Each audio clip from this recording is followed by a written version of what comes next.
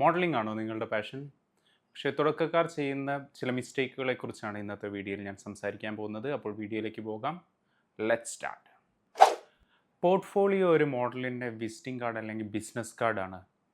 ഇതില്ലാതെ നിങ്ങളൊരു മോഡലിംഗ് ഏജൻസിയോ ഒരു കാസ്റ്റിംഗ് ഏജൻസിയോ അല്ലെങ്കിൽ ഒരു കാസ്റ്റിംഗ് ഡയറക്ടറെ അപ്രോച്ച് ചെയ്യാതിരിക്കുക. പലരും ചെയ്യുന്ന മിസ്റ്റേക്കാണ് അവർ മൊബൈലിലെടുത്ത സെൽഫി പിക്ചേഴ്സ് അല്ലെങ്കിൽ റാൻഡം പിക്ചേഴ്സ് എല്ലാം ഇവർക്ക് അയച്ചു കൊടുക്കും. അത് നിങ്ങൾ റിജക്റ്റ് ചെയ്യുന്നതിനുള്ള കാരണമാവും. നമ്മൾ ചെയ്യേണ്ടത് ഒരു പ്രൊഫഷണൽ ഫാഷൻ ഫോട്ടോഗ്രാഫറുമായിട്ട് നിങ്ങളുടെ ഡിഫറെൻറ്റ് കോസ്റ്റ്യൂമിൽ ഡിഫറെൻറ്റ് ആംഗിൾസിലുള്ള ഫോട്ടോസ് ആയിരിക്കണം നിങ്ങളുടെ പോർട്ട്ഫോളിയോയിൽ ഇൻക്ലൂഡ് ചെയ്യേണ്ടത്. ഈ പോർട്ട്ഫോളിയോ വെച്ചിട്ടായിരിക്കണം നിങ്ങൾ മോഡലിംഗ് ഏജൻസിയോ കാസ്റ്റിംഗ് ഡയറക്ടറെയോ അപ്രോച്ച് ചെയ്യേണ്ടത്. ഇത് നിങ്ങൾക്ക് പെട്ടെന്ന് തന്നെ മോഡലിങ്ങിലേക്കൊരു എൻട്രി തരാൻ ഉപകാരപ്പെടും.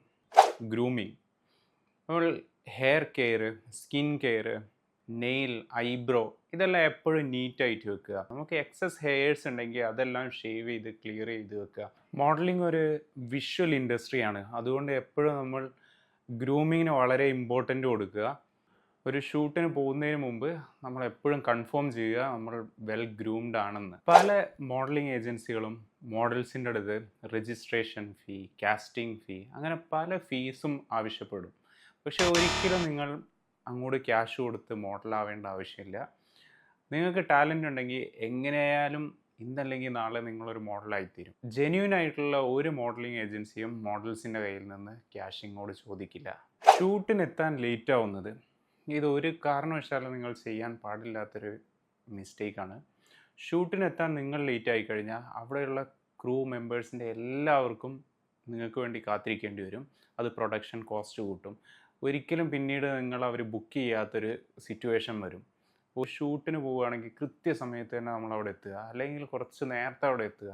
എപ്പോഴും ആ ഒരു കാര്യത്തിൽ വളരെ നിങ്ങൾ ശ്രദ്ധിക്കേണ്ടതാണ്. പോസിങ്ങിൽ എക്സ്പീരിയൻസ് ഇല്ലെങ്കിൽ വീട്ടിലൊരു മിററിന് മുന്നിൽ തന്നെ നിന്ന് നിങ്ങൾ പോസിങ് പ്രാക്ടീസ് ചെയ്യുക.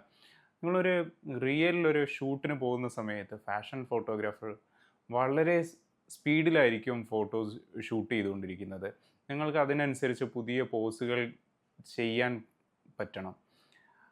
അങ്ങനെ നിങ്ങൾക്ക് കഴിയില്ലെങ്കിൽ തീർച്ചയായും നിങ്ങൾ വീട്ടിലത് പ്രാക്ടീസ് ചെയ്ത് നിങ്ങൾ വളരെ സ്പീഡായിട്ട് പോസ് ചെയ്യാൻ പഠിക്കുക. ഇതെല്ലാം ശ്രദ്ധിച്ചിട്ടുണ്ടെങ്കിൽ നിങ്ങൾക്ക് ഫ്യൂച്ചറിൽ നല്ലൊരു മോഡലിംഗ് കരിയർ ബിൽഡ് ചെയ്യാൻ പറ്റും. മോഡലിംഗ് ഇഷ്ടപ്പെടുന്ന നിങ്ങളുടെ ഫ്രണ്ടിന് ഈ വീഡിയോ ഷെയർ ചെയ്ത് കൊടുക്കുക. വീഡിയോ ഇഷ്ടപ്പെട്ടിട്ടുണ്ടെങ്കിൽ ലൈക്ക് ചെയ്യുക, കമൻറ്റ് ചെയ്യുക. Thank you for watching my video. See you.